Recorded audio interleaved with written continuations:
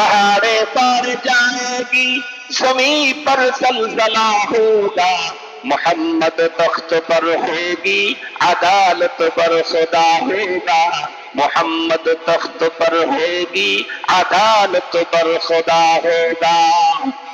इदा ज़ुल्ज़िलतिल अर्दु ज़िल्ज़ालहा व अख़रजतिल अर्दु अथक़ालहा व क़ालल इंसानु मा लहा यौमइज़िन तुहद्दिसु अख़बारहा बिअन्न रब्बका औहा लहा अल क़ारिअह मल क़ारिअह वमा अदराका मल क़ारिअह यौम यकूनुन्नासु कल्फराशिल मबसूस व तकूनुल जिबालु कल्इह्निल मंफूश।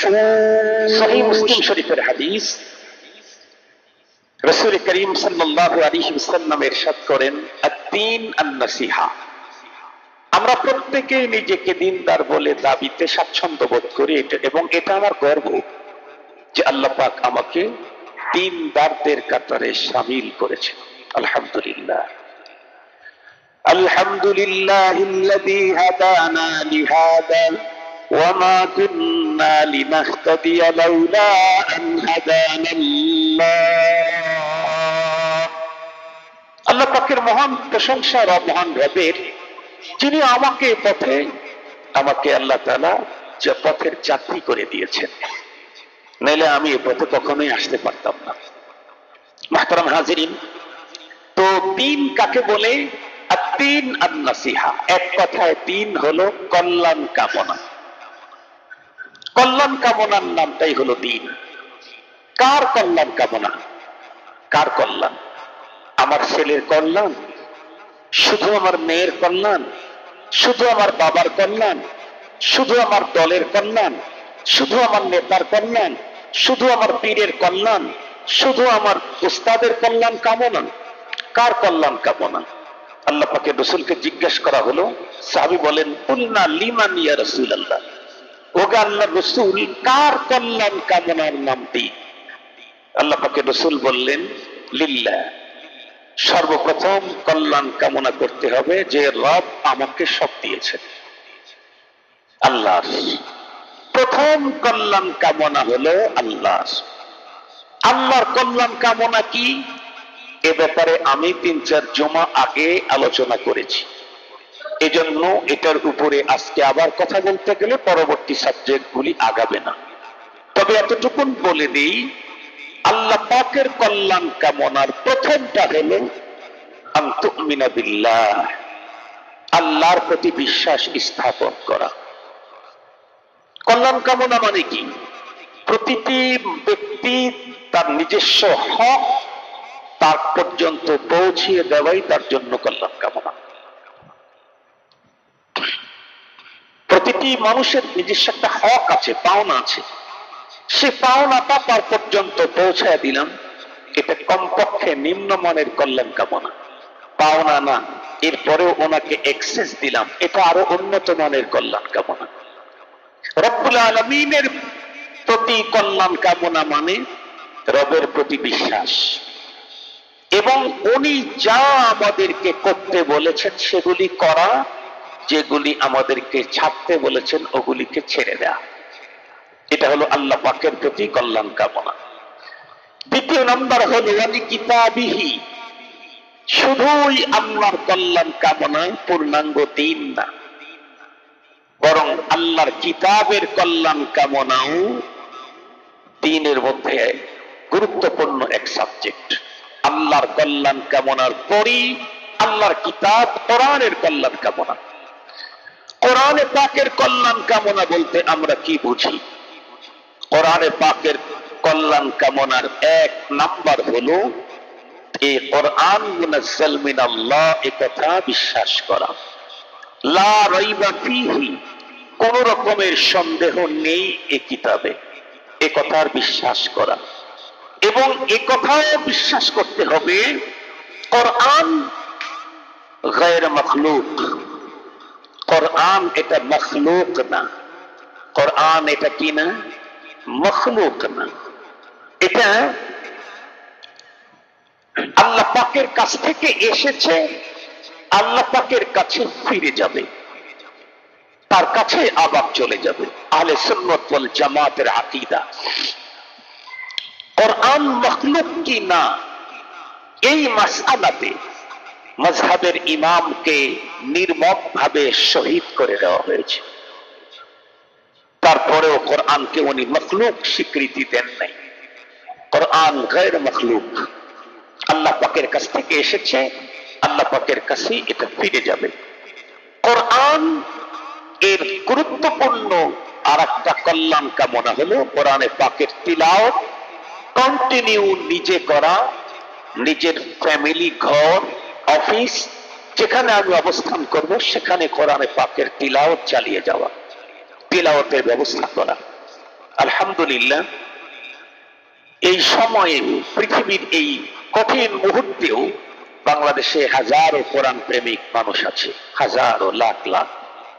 নিজেরা কোরআন পড়তে পারে না, হাফেজে কোরআন না, কোরআন পড়তে কষ্ট হয়, এজন্য নিজে তো কোরআন পড়েনি, সাথে সাথে হাফেজে কোরআন দুই চারজনকে শুধুই লিতাবাররুক, আল্লাহ পাকের রাসূলই তো বলেছেন তাবাররাক বিল কোরআন। আরে ভাই, তুমি কি দিয়ে বরকত নিতে চাও? নবীজি বলেন কোরআনের মাধ্যমে তুমি বরকত হাসিল করো। কেন? ফাইন্নাহু কালামুল্লাহ, কোরআন হলো আল্লাহর কালাম, গায়র মখলুক। পৃথিবীর সবকিছু মখলুক, মুহাম্মদুর রাসূলুল্লাহ মখলুক, কিন্তু কোরআন মখলুক না। এজন্য কোরআনের মাধ্যমে বরকত হাসিল করো। তুমি তোমার ঘরে, তোমার অফিসে, তোমার ফ্যাক্টরিতে কোরআনে পাকের তিলাওয়াত চালাও। হাদিসে পাকে এসেছে যেখানে কমপক্ষে শুদ্ধ তেলাওয়াত হয় কোরআনে পাকের, সেখানে আল্লাহ পাকের আরশ থেকে ডাইরেক্ট নূর নাজিল হতে থাকে। এবং কোরআনে পাকের শুদ্ধ তেলাওয়াত শুনবার জন্য ফেরেশতারা কাতারে কাতারে তেলাওয়াতের স্থলে এসে ভিড় জমাইতে থাকে। এটা সহিহ হাদিসের দ্বারা প্রমাণিত। আরেকটা হলো আইয়াতাদাব্বারহু ওয়া ইয়াতাআক্কালহু, আফালা ইয়াতাদাব্বারুনাল কুরআন। কোরআনে হাকিমে আল্লাহ তাআলা স্পষ্ট বলে দিয়েছেন কোরআনের ভিতরে থিসিস করতে হবে, গবেষণা করতে হবে, ফিকির করতে হবে। মাগার কোরআনের ব্যাপারে ফিকির করতে গিয়ে সর্বোচ্চ সতর্কতা অবলম্বন করতে হবে। কেন? কারণ কোরআন নিজেই বলেছে ইউদিল্লু বিহি কাসীরান ওয়া ইয়াহদি বিহি কাসীরা ওয়া মা ইউদিল্লু বিহি ইল্লাল ফাসিকিন। ওই কোন না তিন, এটা আমার সন্দেহ লাগতেছিল, নবী সাহেবকে জিজ্ঞেস করলাম। ওয়া মা ইউদিল্লু বিহি ইল্লাল ফাসিকিন। আল্লাহ পাক বলেন কোরআন দিয়ে বহু মানুষ পথভ্রষ্ট হবে। যে কোরআন গবেষণাই করে নাই, ও কোরআন দিয়ে পথভ্রষ্ট হওয়ার সুযোগ তো নাই। তাই কোরআন দিয়ে পথভ্রষ্ট হবে কে? কোরআন যে গবেষণা করতে যাবে। কোরআন তো গবেষণা করতেই হবে। আফালা ইয়াতাদাব্বারুনাল কুরআন, গবেষণা করতেই হবে। কিন্তু গবেষণা করতে গেলে আমাকে অনেক নীতিমালা মেনে গবেষণা করতে হবে, নাইলে আমি কিন্তু পথভ্রষ্ট হয়ে যাব। মুহতারাম হাজিরিন, কোরআনে পাক আমাদের দেশে বর্তমানে মুসল্লির চাইতে মুফতি বেশি, খতিব সাহেবের চাইতে মুসল্লিরা অনেক বেশি বোঝে, ইমাম সাহেবের চাইতে মুসল্লিরা অনেক বেশি ফতোয়া জানে। মানে ইমাম সাহেব তো একজন, কিন্তু ইমাম সাহেবের পিছনে মুসল্লি আছে 10,000, প্রায় 8,000 রকমের ফতোয়া ওনাদের কাছে আছে। এটা একটা মানুষের ধর্মীয় দিক থেকে পদস্খলনের জন্য এটা যথেষ্ট। আমি সারা জীবন পড়ছি কওমি মাদ্রাসায়। আমি যদি আগামী কাল থেকেই মেডিকেলের সব বইগুলা বাংলা তর্জমা হয়েছে এগুলো যদি আমি পড়ে পড়ে পরশুদিন থেকে প্রেসক্রিপশন শুরু করি, তাতে কি পরিমাণে লোক আমার প্রেসক্রিপশনে সুস্থতা অনুভব করতে পারবে? একটু কথা বলেন না। সম্ভব না। কেন? আমি কি হুজুরটা খারাপ? খতিব সাহেব হিসাবে মন্দ? বক্তা হিসাবে ছোট? আমি তো সারা বাংলাদেশের বক্তাদের চেয়ারম্যান। উত্তর হলো আপনি বক্তা হিসাবে ভালো, চিকিৎসক হিসাবে না।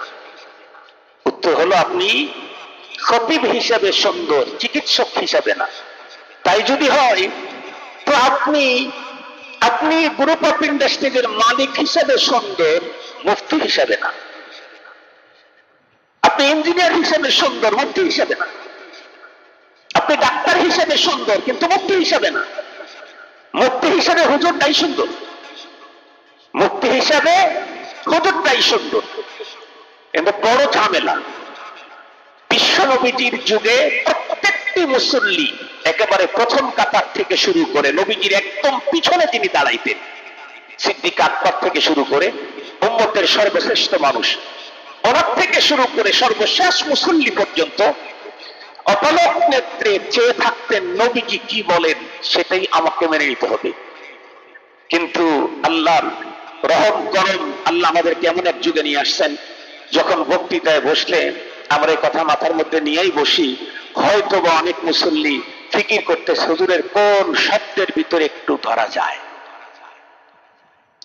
পুরা বাক্য না, পুরা মাসআলা না, কোন শব্দটা হুজুরের একটু এদিক সেদিক হয়, সেখানেই আমি আঙ্গুল লাগাবো, সেখানেই আমি ধরবো। এ কারণেই তো বিশ্ব নবীজির পিছনে 3 বছর নামাজ পড়ে জান্নাতের সুসংবাদ পেয়ে গেছেন দুনিয়া থেকে। আর ইমাম সাহেব সহ মুসল্লিরা 50 বছর নামাজ পড়েও কোনো পাত্তাই নাই।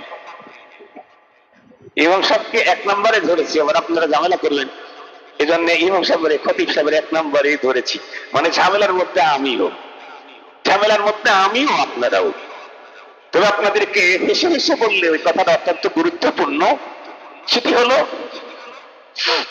তিনি আলোচনা মসজিদে শোনেন, সেমিনারে শোনেন, অথবা ওপেন খোলা ওয়াজ মাহফিলেই শোনেন, একেবারে জেহেনটাকে খালি করে যেতে হবে, আমি ওখান থেকে কিছু নিয়ে আসব।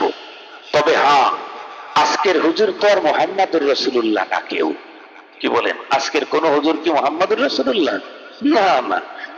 আজকের কোন হুজুর সাহাবীও না, আজকের কোন হুজুর তাবেঈও না, আজকের কোন হুজুর তাবেঈ তাবেঈও না। আজকের হুজুর তো একটা নরমাল হুজুর।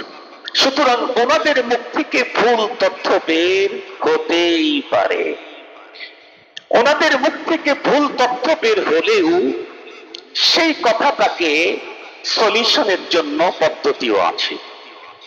সেই কথাটাকে সলিউশনের জন্য পদ্ধতি হলো, যদি কোনো ওয়াজ মাহফিলে দেখলেন একজন হুজুর একটা কথা এভাবে বলে ফেলছে যেটা একেবারে কাহা ভুল, তাহলে আপনি যদি পারেন তাহলে দেখেন ওই মঞ্চের সভাপতি আর একটা হুজুর কিনা। এখন তো এটা পাওয়াও কঠিন, কারণ বর্তমান সময়ের মাহফিলের সভাপতি তো ইলম দেখে করা হয় না, টাকা দেখে করা হয়। যে বড় প্যাকেট দিতে পারবে সে সভাপতি, আরো বড় প্যাকেট তাহলে আরো বড় পদ, প্রধান অতিথি, আরো বড় পদ। মানে টাকা যেমন, প্যাকেট যেমন, পদ তেমন। তো ওই জাতীয় কেউ যদি বসে থাকে তাকে দিয়ে তো আর হবে না। কমপক্ষে অবশ্যই ওই হুজুর তো এমন হবেন যে উনি বিদেশ থেকে আসছেন আর পাওয়া যাবে না, এমনটি না, 2-1 এরকম হতে পারে। সেই ক্ষেত্রে আপনার মহল্লার যিনি খতিব আছেন, মাদ্রাসার যিনি মুহাদ্দিস আছেন, তার কাছে এই কথাটা রেকর্ড থাকলে রেকর্ডটা শোনায় বলবেন, হুজুর এই কথাটা কতটুকু সত্য, বাস্তব কিনা। যদি বলেন না বাস্তব না, তাহলে আপনি বলবেন হুজুর এই কথাটা অমুক বক্তৃতায় অমুক হুজুর বলেছেন, এটার সলিউশন তাহলে আপনারাই খুঁজে বের করেন। কারণ এই ভুল তথ্য যারা শুনেছেন তারা ভুল পথে প্রবাহিত হলে তাদের পরপার নষ্ট হবে। তাহলে ওই হুজুর প্রয়োজনে সেই হুজুরকে ফোন দিয়ে বলে দিবে, আর সেই হুজুর পরবর্তী কোনো এক ওয়াজ মাহফিলে বলবে, অমুক জায়গায় আমি এই কথাটা বলেছিলাম, আমার থেকে এটা গলতি হয়ে গেছে, ভুল হয়ে গেছে, আফওয়ান, মূল মাসআলা এটা। তাহলে দেখবেন কোনো অশান্তি, কোনো ঝামেলা আর হবে না। খতিব সাহেব বললে তো আরো সহজ। এই জুমায় বলে গেছে, পরের জুমায় খতিব সাহেবকে সুন্দর করে একটা লিখে পাঠিয়ে দিলেন। খতিব সাহেব যদি তাৎক্ষণিকভাবে সলিউশন দিতে না পারে, তারপরের জুমায় তো আসবেই, কারণ এই খতিব তো আর মেহমান নয়, খতিব হলো মেজবান। আমাদের এখানে মাঝে মাঝে আসবেন, ওনারা মেহমান, আর আমি আপনাদের মতোই মেজবান। আপনারা মসজিদের খাদিম, আমিও এই মসজিদের খাদিম, আমি তো আছি। তো আল্লাহ পাক আমাদেরকে দ্বীনের ব্যাপারে খুব বেশি সিরিয়াসলি আমাদেরকে সচেতন থাকার তৌফিক দান করুন। কোরআন শরীফের ভিতরে আমাকে গবেষণা করতে হবে, এটা কোরআনের কল্যাণ কামনা, কিন্তু আমার গবেষণা যেন আকাবির, আসলাফ, সাহাবী, তাবেঈ, নবীজির গবেষণার উল্টো না হয়। এই পৃথিবীতে কত মানুষ তাফসীরের কিতাব লিখতে গিয়ে পথভ্রষ্ট হয়ে গেছে। কত মানুষ তাফসীরের কিতাব লিখতে গিয়ে পথভ্রষ্ট হয়েছে। মুহতারাম হাজিরিন, ওটিতে রোগী মারা যায় সন্ত্রাসীর হাতে না ডাক্তারের হাতে? ডাক্তারের হাতে। ওটিতে সন্ত্রাসীর হাতে রোগী মারা যায় না, ওটিতে রোগী মারা যায় ডাক্তারের হাতে। তাফসীর করতে গিয়ে পথভ্রষ্ট সাধারণ মানুষ হয় না, এটা এই জাতীয় বিশেষ মানুষগুলি পথভ্রষ্ট হয়। আর এই পথভ্রষ্টতা হলো ভয়ঙ্কর। কেন? কারণ প্রত্যেকটা মানুষের কিছু না কিছু অনুসরণীয় লোক থাকেই থাকে। আমাকে এক লোক বলতেছিল, হুজুর এই অবস্থা। আমি বললাম, তুরুমি, এটা কি আশ্চর্য হওয়ার কিছু হইল? যে দেশে ল্যাংটা পীরের মুরিদেরও অভাব নাই। কথা আপনারা অবিশ্বাস করেন কি? এই ঢাকা শহরে ল্যাংটা পীর ছিল না? আমি যখন রাহমানিয়ায় পড়ি তখন তো দেখেছি। ও জন্মের পরে ওর আব্বা আম্মা গোসল করানোর পর আর জীবনে গোসল করছে কিনা আল্লাহ ভালো জানে। কিন্তু আমি মোহাম্মদপুরে দেখতাম, গাবতলীর ওই এলাকায় দেখলাম যে ওই লোকটা যখন চলতো পিছন দিয়ে অনেক লোক, বাবার সামনে কেউ যাওয়ার সাহস করতো না। হোন্ডা নিয়ে মার্সিডিজ বেঞ্জ প্রাডো ল্যান্ডক্রুজারের সামনে যাওয়ার সাহস করে, কিন্তু ল্যাংটা বাবার সামনে যাওয়ার কেউ সাহস করে না। আমি নিজের চোখে দেখেছি। টোটাল উলঙ্গ, কোনো কাপড় নাই, এর পিছনে ঘুরতেছে ভালো ভালো শিক্ষিত লোকেরা। তাহলে প্রত্যেকটা মানুষের তো কিছু অনুসারী থাকবে, কারো কম কারো বেশি থাকবেই থাকবে। এজন্য কোরআনে পাক যদি আপনি তাফসীরও করতে চান, অবশ্যই আপনি একজন বিজ্ঞ দক্ষ এক্সপার্ট, যিনি ওই তাফসীর সম্পর্কে নলেজ রাখেন, আপনি সম্পর্কে নলেজ রাখেন, এইরকম লোককে জিজ্ঞাসা করে তাফসীরের কিতাব কিনবেন। যিনি তাফসীরের কিতাব সম্পর্কে নলেজ রাখেন আর আপনার মেধা, আপনার গবেষণা, আপনার চেতনা সম্পর্কে উনি নলেজ রাখেন, এই দুই নলেজ যার কাছে আছে, আপনি সাধারণ মানুষ যদি কোরআনের ব্যাখ্যা তাদাব্বুর করতে চান, তাহলে এই জাতীয় কোন আলেমের কাছ থেকে আপনাকে লিখে নিতে হবে। তাফসীর তো পৃথিবীতে হাজার হাজার তাফসীরের কিতাব আছে, আপনার জন্য কোনটা প্রযোজ্য? আরে ভাই, ফার্মেসিতে তো সব রকমের ওষুধ আছে, কিন্তু ফার্মেসির মালিক অসুস্থ হলে কোথায় যায়? ডাক্তারের কাছে যায়। অথচ ওর কাছে সব ওষুধই আছে। ফার্মেসির মালিকের কাছে ওর হাতের লাগালে সব মেডিসিন আছে, ও অসুখ হইলে কার কাছে যায়? তাহলে আপনার কি বলবেন? এটা পাগল। সব মেডিসিন থাকতে ডাক্তারের কাছে কোনো মেডিসিনই নাই, তার কাছে গেছে। ডাক্তারের কাছে কোনো মেডিসিন থাকে নাকি? বড় ডাক্তার যারা, তাদের কাছে তো মেডিসিন থাকে না, তার কাছে যেতে হয়। কেন? মেডিসিন তো সব আছে, কিন্তু তোমার রোগের জন্য, তোমার ওজন, তোমার মেজাজ, তোমার রোগের কন্ডিশন সবগুলি মিলে কোনটা তোমার জন্য প্রযোজ্য, এটা ডাক্তার ঠিক করে দিবে। ঠিক তদ্রূপ বাজারে তো তাফসীর বহুত আছে, আমার জন্য কোনটা প্রযোজ্য, এটা মুহাক্কিক আলেমের কাছ থেকে ঠিক করে নিয়ে আসতে হবে। নাইলে মেডিসিন খায়া, ব্যথার মেডিসিন খায়া নারী ফুটা হয়ে যায়। ব্যথার মেডিসিন খায়া নারী ফুটা হয়েছে না বাংলাদেশে বহু মানুষের? ঠিক হুজুরের কাছে জিজ্ঞাসা না করে তাফসীর করতে গেলে ইউদিল্লু বিহি কাসীরা, পথভ্রষ্ট হওয়ার সম্ভাবনাই বেশি। এটা খুব মনে রেখেন। ওই একটা আত্মাদুহি, এটা কোরআন শরীফের ব্যাপারে কল্যাণ কাবিতা। আর একটা হলো কোরআনে আমাকে যে কাজগুলি করতে বলেছে সেগুলি গুরুত্বের সাথে, ইহতিমামের সাথে সেগুলি করা। যেগুলি আমাকে নিষেধ দিয়েছেন, সীমানা দিয়েছেন, এই সীমানার বাইরে যেও না, সেখানে গিয়ে আমাকে একদম অফ হয়ে থাকা। এটা হলো কোরআন শরীফের কল্যাণ কামনা। আর একটা হলো ওয়ালি রাসূলি, আল্লাহর রাসূলের কল্যাণ কামনা। এক নম্বরে কার কল্যাণ কামনা? আল্লাহর। দুই নম্বর কিতাবুল্লাহর। তিন নম্বর রাসূলুল্লাহর। রাসূলুল্লাহর কল্যাণ কামনা কি? রাসূলুল্লাহ সাল্লাল্লাহু আলাইহি ওয়াসাল্লামের কল্যাণ কামনা প্রথমই হলো আন ইউমিনা বিরাসূলিহি, রাসূল যে আল্লাহর পক্ষ থেকে প্রেরিত মহাপুরুষ, মহামানব, এ কথার বিশ্বাস, ইয়াকিন অন্তরের ভিতরে বসাইতে হবে। সাথে সাথে নবী আলাইহিস সালাম আমাদের নবী যে শেষ নবী এবং সর্বশ্রেষ্ঠ নবী, শুধু নবী মানলে হবে না, কল্যাণ কামনা হইল না। আমার নবীকে সর্বশ্রেষ্ঠ এবং সর্বশেষ নবী বিশ্বাস করতে হবে। কেন? আমার রসুলকে যদি কেউ সর্বশ্রেষ্ঠ নবী মানে, সর্বশেষ নবী মানে না, তাহলে সে আল্লাহর কোরআন মানল না, আল্লাহর বিধান মানল না, রসুলকেও মানল না। এতগুলি না মানার পরে কেউ দিনদার হওয়ার কোন সুযোগ থাকে না। আল্লাহকেও মানল না। আল্লাহকে কেমনে মানল না? আল্লাহর কোরআনে আল্লাহ তাআলা ঘোষণা দিয়েছেন, মা কানা মুহাম্মাদুন আবা আহাদিম মির রিজালিকুম ওয়ালাকিন রাসূলুল্লাহি ওয়া খাতামান নাবিয়্যিন। মুহাম্মদ সাল্লাল্লাহু আলাইহি ওয়াসাল্লাম তোমাদের মধ্যে কোন প্রাপ্তবয়স্ক পুরুষের পিতা নন, এবং বরং উনি খাতামান নাবিয়্যিন, উনি হলেন রাসূলুল্লাহ এবং সমস্ত নবীদের সর্বশেষ নবী। মুহাম্মদ সাল্লাল্লাহু আলাইহি ওয়াসাল্লাম সমস্ত নবীদের সর্বশেষ নবী।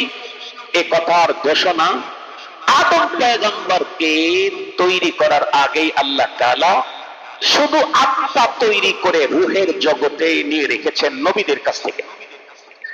নবীদের কাছ থেকে যদি খতমে নবুওয়াতের স্বীকৃতি নেওয়া হয়, উম্মতের কাছ থেকে নেওয়ার দরকার আছে কি? উম্মতের কাছ থেকে নেওয়া দরকার নাই।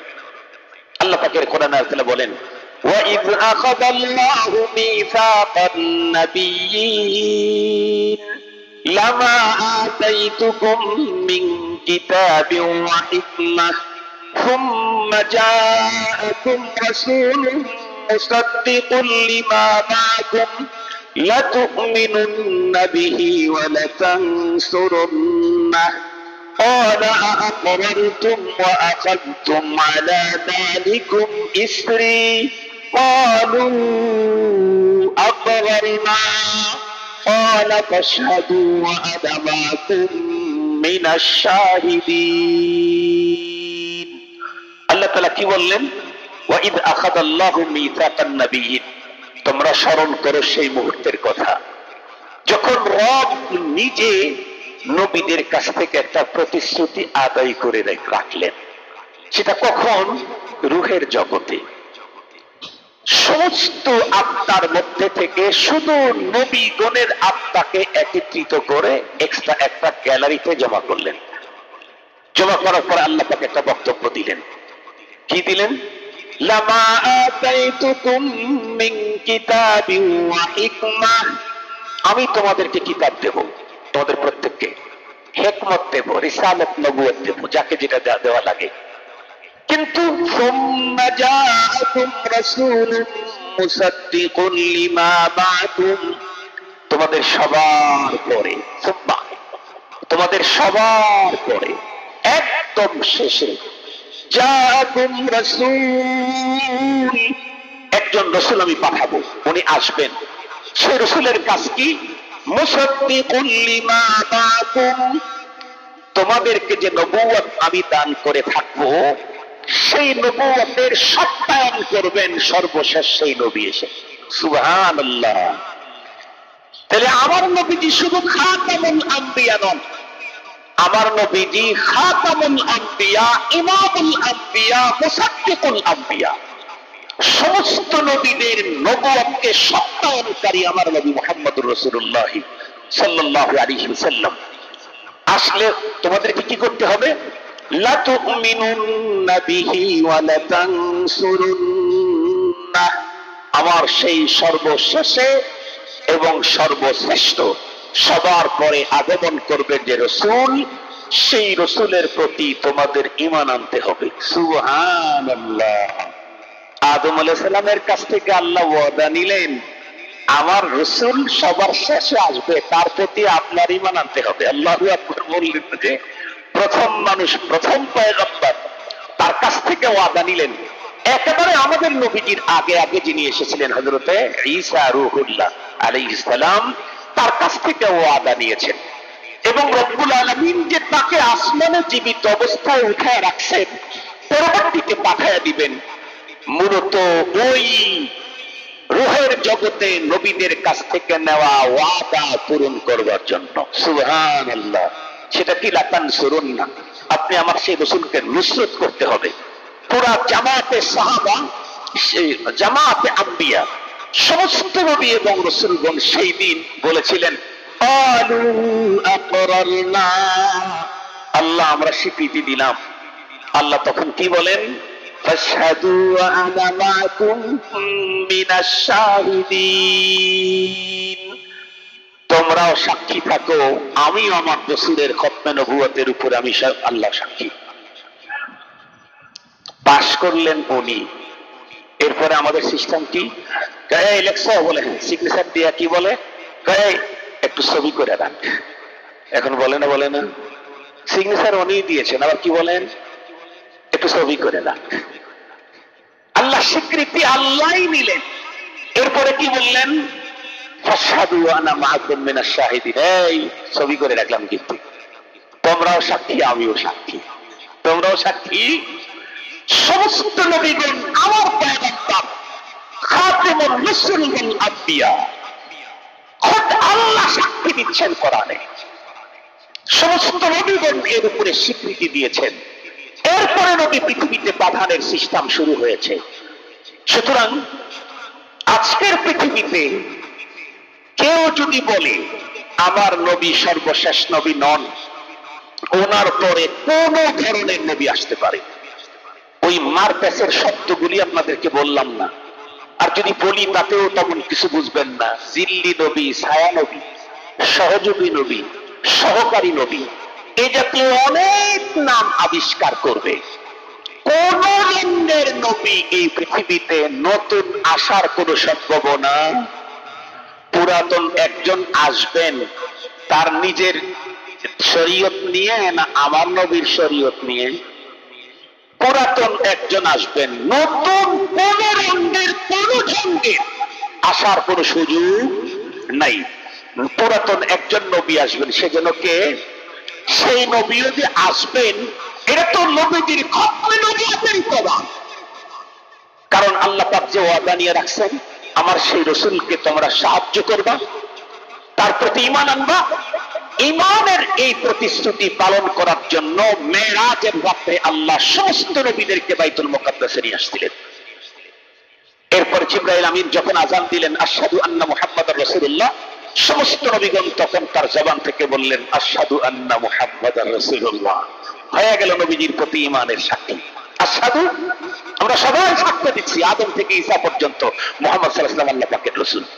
এখন আরেকটা বাদ থাকলো, লাতান সুরুন না, রূহের জগতে ওয়াদা দিয়ে আসছেন আল্লাহ আপনার সেই নবীকে আমরা সাহায্য করব। সমস্ত নবী প্যানেলের, ওই প্যানেলের নবী প্যানেলের কাছ থেকে ওয়াদা নেওয়া হয়েছে। এই ওয়াদা পূরণের জন্য একজন রাসূলকে আল্লাহ জিন্দা অবস্থায় আসমানে উঠায় রাখছেন, উনি হযরত ঈসা আলাইহিস সালাম। ওনাকে পাঠাবেন, উনি এই পৃথিবীতে এসে আমাদের নবীদের শরীয়তকে দুনিয়াতে বিস্তার লাভ করাবেন। এই হলো আল্লাহ পাকের রাসূলের সাহায্য হয়ে যাবে। তাহলে আমার রাসূলকে সর্বশ্রেষ্ঠ নবী বললেই কি দিনদার হওয়া যাবে, না সর্বশ্রেষ্ঠ রাসূল বিশ্বাস করতে হবে? কোন রঙের, কোন ঢঙ্গের, কোন ডিজাইনের, কোন নামের, কোন সিস্টেমের নতুন কেউ আসার কোন সুযোগ? পুরাতন যিনি আসবেন উনি মুহাম্মদুর রাসূলুল্লাহ সাল্লাল্লাহু আলাইহি ওয়াসাল্লামের শরীয়ত মোতাবেক কাজ করবেন। মুহতারাম হাজিরিন, এটা আমার পয়গম্বরের কল্যাণ কামনা। সঙ্গত কারণেই খতমে নবুয়তের বিষয়টা অনেক বড় সিরিয়াস বিষয়। এ ব্যাপারে কে কোন দল করে রাজনৈতিক ভাবে, কে কোন সংগঠন করে অন্যভাবে, এগুলি দেখার কোন সুযোগ নাই। নবীর ব্যাপারে তো দ্বিমত পোষণের সুযোগ নাই। আমাদের ঝামেলা আছে একটু, হাত এখানে বাঁধবো না এখানে বাঁধবো, নাকি হাত ছেড়ে দিয়ে রাখবো, এটা ঝামেলা আছে। কিন্তু নামাজ পড়তে হবে এ ব্যাপারে তো কোনো ঝামেলা নাই। কথা বলেন, নামাজ পড়তে হবে এ ব্যাপারে কি ঝামেলা আছে? নামাজ পড়তে হবে এ ব্যাপারে যে ঝামেলা করবে সে কি মুমিন? সে মুমিন না। মুহতারাম হাজিরিন, রাসূল সাল্লাল্লাহু আলাইহি ওয়াসাল্লাম আমাদের নবী, সর্বশ্রেষ্ঠ এবং সর্বশেষ নবী, এ ব্যাপারে কোনো ঝামেলা নাই। রাসূল হাজির নাজির কিনা, রাসূল গায়েব জানে কিনা, নবীজির আগমনে দিন ঈদ পালন করব কিনা এ নিয়ে অনেক ঝামেলা আছে, অনেক মতবিরোধ আছে। কিন্তু আমার রসুল যে শেষ রসুল, এর মধ্যে কোনো ঝামেলা নাই। কেউ ঝামেলা করলে সে ধর্মের এরিয়াতেই নাই, কাফের কাফের কাফের কাফের। আমার নবীজিকে যে শেষ নবী মানবে না সে কি? তাদেরকে যারা কাফের বলবে না তারাও কাফের। ও যদি এদেশের কোন বড় উপদেষ্টা হয় সেও কাফের। সে যদি জাতিসংঘের মহাসচিবের উপরের কোন সচিব হয় সেও কাফের। আল্লাহ না করুক, সে যদি পৃথিবীর কোন নাম করা মসজিদের ইমাম বা খতিব হয় সেও কাফের। মুহাম্মদুর রাসূলুল্লাহ সাল্লাল্লাহু আলাইহি ওয়াসাল্লামের খাতমে নবুয়তকে যারা মানবে না কাফের। ওর নামাজ, ওর রোজা, ওর হজ, ওর যাকাতের কোনো দাম আল্লাহর কাছে নাই, কোনো দাম নাই। আগামী নভেম্বরের 15 তারিখ সময় মতোই এলান দেবো। আজকে একটু বলে দিই, খাতমে নবুয়তের ইস্যু নিয়েই ইনশাআল্লাহ সাহেবাতি উদ্যানে মহাসমাবেশ হবে। আমরা রাসূল করিম সাল্লাল্লাহু আলাইহি ওয়াসাল্লামের প্রতি ভালোবাসা দেখানোর জন্য সেখানে যাব। আমি আমার রাসূলের খাতমে নবুয়তের আমি একজন সৈনিক, আমি একজন সৈনিক। আমার রাসূল আখেরি রাসূল। এটা আল্লাহর কথা, এটা আল্লাহর কথা। আমাদের দেশের কত মানুষের আদর্শ বাস্তবায়নের জন্য কত গর্বে বলে আমি অমুকের আদর্শকে ধারণ করি, মৃত্যু পর্যন্ত ধারণ করে যাব। করেন, অসুবিধা কি? আমি অমুকের আদর্শ ধারণ করি, আমি অমুকের আদর্শ ধারণ করি, আমি অমুককে মানি তমুককে মানি। মানেন, অসুবিধা কি? আমরাও মানি। কাকে মানি? এক নম্বরে আল্লাহকে মানি। আদ-দীন আন-নাসিহাতি লিমান লিল্লাহ। এক নম্বর কে? আমরা যার আদর্শ মানি, আমরা যার হুকুম মানি, আমরা যার চাহিদাকে পূরণ করতে চাই, উনি এমন এক সত্তা, আল হাই লা ইয়ামুত আল কাইয়ুম, যিনি জীবনেও কোনোদিন, যার মৃত্যু নাই, যার শক্তির কোনোদিন ক্ষয় নাই, যিনি চিরঞ্জীব, মহাক্ষমতার অধিকারী। আপনি যাকে মানেন সে তো কিছুদিন পরে থাকে না, তাহলে আপনার পাওয়ারও থাকবে না। আমি যাকে মানি কোনোদিনও শেষ হয় না, আমার পাওয়ার কোনোদিন কমবে না, আমার পাওয়ার কোনোদিন কমবে না। কারণ আমি যাকে মানি, যার আদর্শকে আমি লালন করি, সে তো আমার রব, সে তো আমার সব। আর কারে মানি?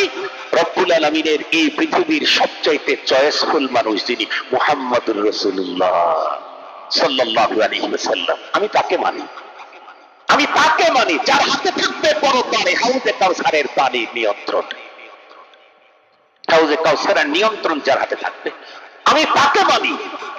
যার হাতে থাকবে শাফাআতে কুবরা, শাফাআতে কুবরা ওপেন না করলে আদি পিতা, জাতি পিতা কেউ একজন মানুষকে সুপারিশ করার কোন সুযোগ পাবে না। আদি পিতা বলেন, জাতি পিতা বলেন, কেউ পরপারে কাউকে সুপারিশ করার সুযোগ হবে না যতক্ষণ পর্যন্ত আমার রাসূলের হাতে শাফাআতে কুবরা উন্মুক্ত না হবে।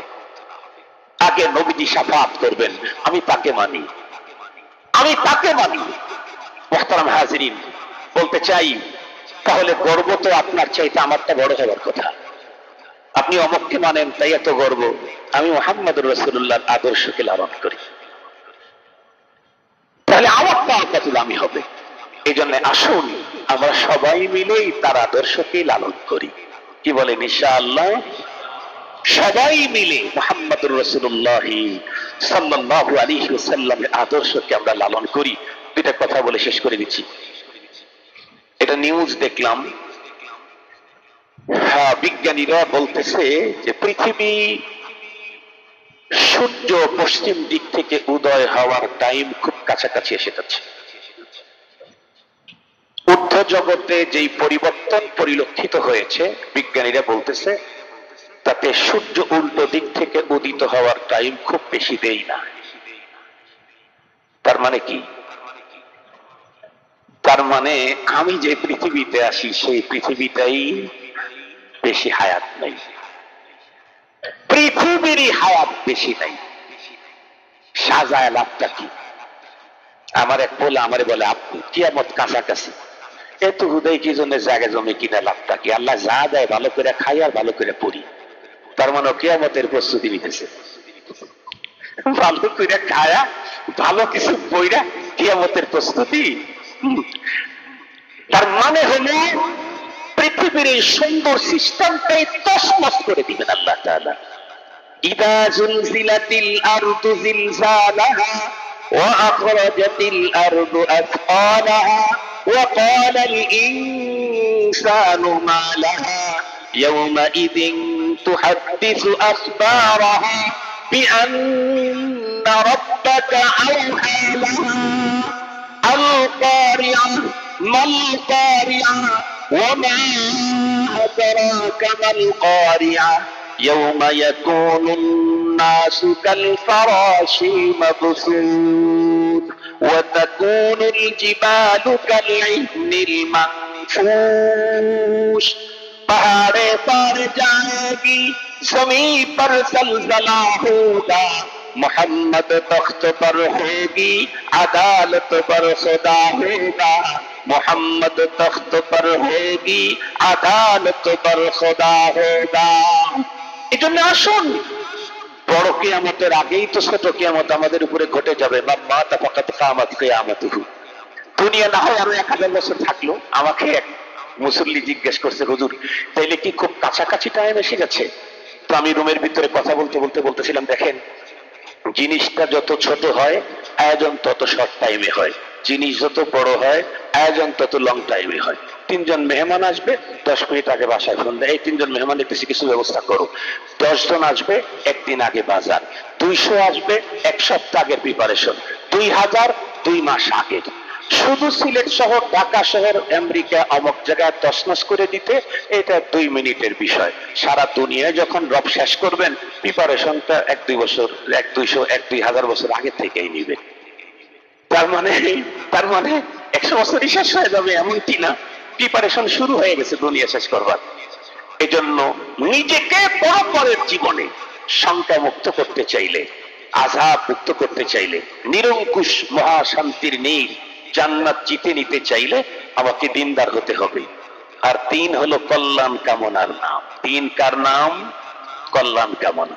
দেখেন এই শুধু কল্যাণ কামনাটা আমি আমার জায়গায় ফিট করতে পারি কিনা, গভীর ভাবে লাগাইতে গেলে দেখা যাবে যে আমার আসলে চোখে মুখে নাকে কানে অন্তরে কল্যাণ কামনা, আমি আমার জন্যই কল্যাণ কামনা করি না। গভীর ভাবে যদি আপনি দেখেন আমি আমার কল্যাণ কামনাই করি না, আমি প্রতিদিন আল্লাহ পাকের হুকুম লঙ্ঘন করতেছি যেটা আমাকে জাহান্নামের দিকে নিয়ে যাবে, আমার কি কল্যাণ কামনা হলো? তাহলে আমি তো আমার কল্যাণ কামনাই করি না, আমি আরেকজনের কল্যাণ কামনা কোথা থেকে হবে? আল্লাহ পাক আমাদের সকলকে এই বিষয়গুলি জানবার, বুঝবার, আমল করবার তৌফিক দান করুন। সুন্নাত পড়ে নেই আমরা।